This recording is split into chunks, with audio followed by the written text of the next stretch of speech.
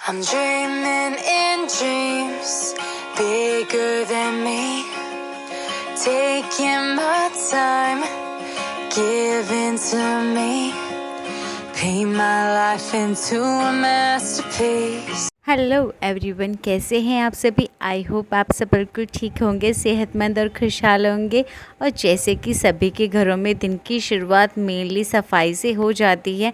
Wash basin इतनी गंदी हो जाती है कि इनको डेली बेसिस पे हमें साफ़ करना पड़ता है। कभी कभी हार्ड वाटर के जो निशान होते हैं वो जल्दी से नहीं जाते हैं। और वैसे भी मेरे घर में 3 वॉश बेसिन्स हैं, तो जो ये वाइट वाली वॉश बेसिन है इसको साफ़ करना बहुत डिफ़िकल्ट टास्क होता है मेरे लिए। जैसे कि अच्छी तरीके से रेड हार्पिक से साफ़ करने के बाद में भी थोड़े से ब्लैक निशान रह जाते हैं, तो यहाँ पर मैं यूज़ करती हूँ ये विम जेल का। ये बहुत ही अच्छी तरीके से जितने भी ब्लैक निशान होते हैं उनको अच्छी तरीके से साफ़ कर देता है। और देखिए वॉश बेसिन पे जितने भी निशान हो रहे थे वो इस डिश जेल की वजह से बिल्कुल साफ़ हो चुके हैं। और बिल्कुल जो मेरी वॉश बेसिन थी अच्छी तरीके से चमक चुकी है। और मैंने तीनों वॉश बेसिन बहुत जल्दी ही साफ़ कर दी थी। उसके बाद मेरा सबसे मेन काम शुरू हो जाता है, वो होता है मेरा पूजा करने का। क्योंकि जब तक घर में दिया बाती ना हो तो मुझे बिल्कुल भी अच्छा नहीं लगता है। तो मैं कोशिश करती हूँ कि सारा काम जल्दी से निपटाने के बाद में एक बार में बैठकर अच्छे से पूजा कर लूं। और पूजा में मुझे सबसे ज़्यादा अच्छा लगता है शंख बजाना। जब से हम ये शंख लेके आए हैं मैं सुबह शाम दोनों टाइम शंख को बजाती हूँ। और मुझे इतना पीस मिलता है कि मैं मेंटली बहुत ज़्यादा स्ट्रॉन्ग होती जा रही हूँ। क्योंकि शंख बजाना भी एक तरीके से मेडिटेशन का ही तरीका होता है। या तो हम माला जाप कर सकते हैं, या हम शंख बजा सकते हैं, या ध्यान लगा सकते हैं, या एक्सरसाइज कर सकते हैं, या योग कर सकते हैं। तो उससे भी हमारा माइंड बहुत ज़्यादा रिलैक्स रहता है। हमें अपने माइंड को रिलैक्स रखने के ऊपर बहुत ज़्यादा मेहनत करनी पड़ती है। क्योंकि जब आपके पास वर्क प्रेशर बहुत ज़्यादा हो तो कभी कभी आपका मन करने लग जाता है कि कभी तो हम फ्री बैठें। लेकिन बच्चों के साथ में अकेले सारी जिम्मेदारियां संभालते हुए हमें टाइम नहीं मिल पाता है। तो ये जो अलग अलग तरीके होते हैं उससे हम अपने माइंड को बहुत अच्छे से रिलैक्स कर सकते हैं। और बस हमें सिर्फ ढूंढने की देर होती है कि हमें मेंटल पीस किस चीज़ में मिल रहा है। और यहाँ पर मैं अपने मेंटल पीस को देने के लिए ही तैयारी कर रही हूँ। तो थोड़ी सी मुझे पैकिंग करनी है, तो उसके लिए मैंने सबसे पहले ट्रॉली बैग अपना निकाल लिया है। क्योंकि अभी बच्चे घर पर नहीं थे तो मैंने ट्रॉली बैग इजीली निकाल लिया। अगर वो दोनों घर पर होती तो डर लगता है कहीं हाथ ना भींच ले। पैकिंग तो मैं बाद में करती रहूँगी, उससे पहले मैंने ट्रॉली बैग को ही निकाला। I'm dreaming in dreams bigger than me.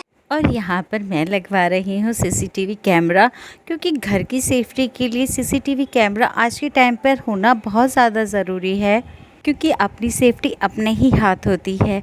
आप किसी भी तरीके से अपने को सेफ रख सकते हैं। क्योंकि सीसीटीवी कैमरे में वन टाइम इन्वेस्टमेंट तो होती ही है, लेकिन आपकी सेफ्टी हो जाती है। आप कहीं पर भी रहकर अपने बच्चों को चेक कर सकते हैं, अपने घर को चेक कर सकते हैं। और ये काम कराते कराते मुझे मार्केट भी आना पड़ा, क्योंकि मुझे एक्सटेंशन बोर्ड चाहिए था जिसमें 3-4 प्लग्स हों। क्योंकि कैमरे में बहुत सारे प्लग्स होते हैं और वहीं पर मेरा टीवी भी है, तो इसीलिए मुझे इसको लेना बहुत ज़्यादा कंपलसरी हो गया था। क्योंकि छोटे छोटे सामान भी इतने ज़्यादा कभी कभी ज़रूरी हो जाते हैं कि हमें तुरंत ही घर से भागना पड़ता है।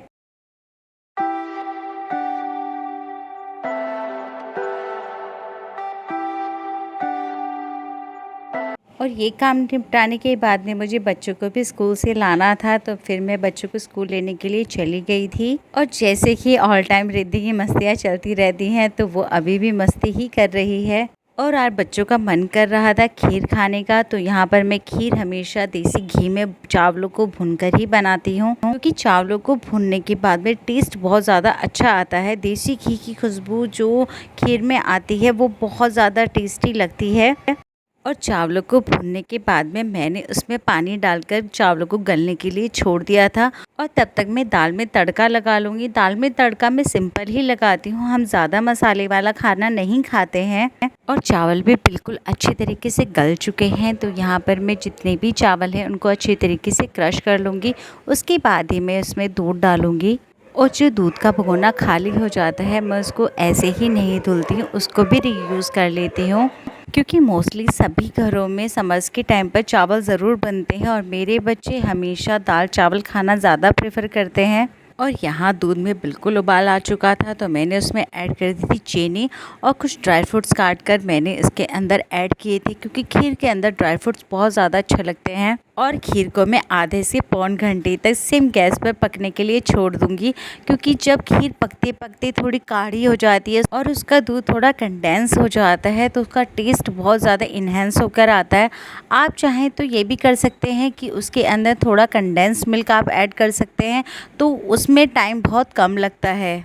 और यहाँ पर मैंने दोनों बच्चों को खाना दे दिया है, वो दोनों टीवी देखते हुए खाना खाती रहेंगी, क्योंकि किसी ज़रूरी काम से मुझे बाहर जाना पड़ रहा है तो इसलिए उनके लिए मैंने टीवी ऑन किया है। और मैं जा रही हूँ हॉस्पिटल, क्योंकि आज मेरी ननद की बहुत ज़्यादा तबीयत ख़राब हो गई है, तो बुआ जी का कॉल आया था कि उसको एडमिट कराना भी पड़ सकता है हॉस्पिटल में। एक बार पहले आकर मैं नाम लिखा के चली गई थी, क्योंकि ये हॉस्पिटल मेरे घर के बिल्कुल पास ही पड़ता है और बुआ जी दूर रहती हैं, तो इसलिए मैं ही नाम लिखाने के लिए आ गई थी।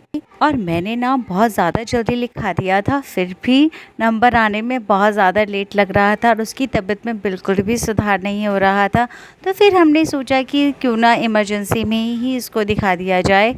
और फिर हमने इमरजेंसी की ही फ़ीस सबमिट की और उसको इमरजेंसी में दिखाया, तो फिर डॉक्टर उसको देखने के लिए आए। उसका स्टमक बहुत ज़्यादा पेन कर रहा था और फिर उसका बीपी वगैरह चेक करने के बाद में उसको फूड पॉइजनिंग के ही सिम्टम्स आ रहे थे। और हॉस्पिटल्स में तो वैसे भी बहुत ज़्यादा टाइम लगता ही है।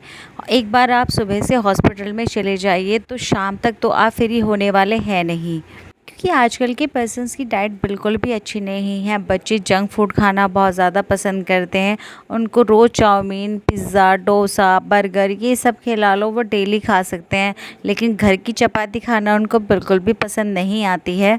और घर पर वापस आने के बाद में मुझे बहुत ज़्यादा भूख लग रही थी और इसलिए मैंने सबसे पहले खाई खीर, क्योंकि खीर बहुत ज़्यादा टेस्टी बनी थी और देखने में ही कलर बहुत अच्छा लग रहा था। आप एक बार इस तरीके से खीर बना के ज़रूर देखिएगा, ये बहुत ज़्यादा टेस्टी लगती है। मेरे बच्चों को तो बहुत ज़्यादा पसंद आती है और अगर इसके अंदर कस्टर्ड मिल्क में डाल दूँ तो मेरे बच्चे तो कटोरी बिल्कुल क्लीन कर देते हैं। और यहीं पे मैं आज का अपना ये व्लॉग एंड करती हूँ। आई होप आपको पसंद आया होगा।